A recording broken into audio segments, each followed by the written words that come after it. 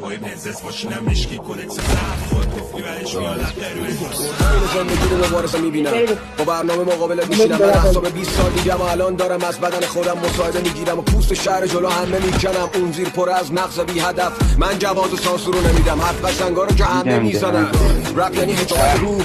تنبیه قضاوت کور